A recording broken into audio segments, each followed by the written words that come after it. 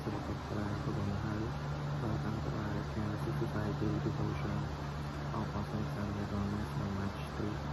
Ang katapuan na talakay natin ngayon ay ano ang edad ng ating planeta. Ngayon po ang ating Bible verse ito mo sa Hebrews chapter 11 verse 3. Pagkasan po natin ang tungkol sa physics ng mga salita ng Diyos. Sinasabi dito naman, by faith, we understand that the universe was formed at God's command, so that what is seen was not made out of what was visible. Tagalog, sa pananampalataya ay nauunawaan natin na ang mga sanlibutan ay nilikha sa pamamagitan ng salita ng Diyos. Malapat ang mga bagay na nakikita ay nagbunga sa mga bagay na hindi nakikita. Teaching number 1, Earth can be young or old. Pinapakita sa verse na ito na may iba't ibang pananaw tungkol sa kung gaano at nakatagal ang inilalang nito.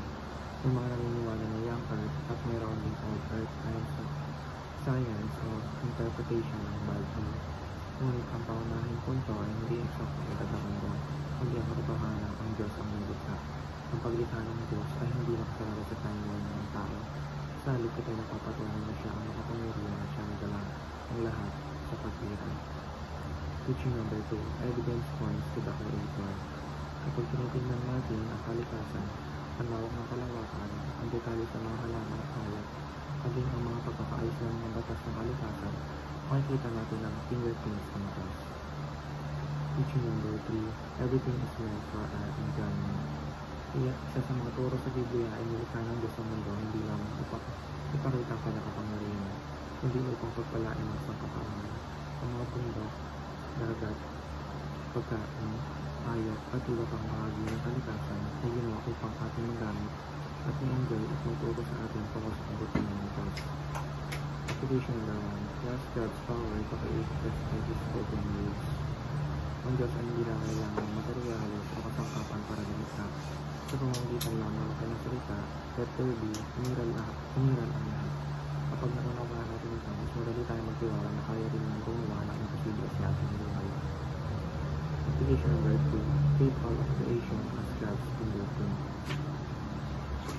Kapag tinitingnan natin ang mundo bilang gawa ng Diyos, magiging mas maingat tayo sa pagtrato dito.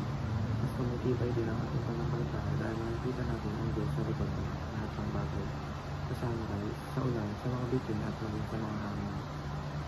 Application number 3, take care of our planet and its environment. Kung ang mundo ay regalo ng Diyos sa atin, responsibilidad natin alagaan ito. Hindi lamang ito kung kasimpleng pagligpit ng basura at ititinong ng buwan. Ito ay tungkol sa pangasiwa o stewardship na iniaatang sa ating Diyos. Ang malimay na sa kaligtasan ay parang din ang pagpapita ng pagkalang sa malikha. Hindi lamang kung parang devotion, maraming salamat.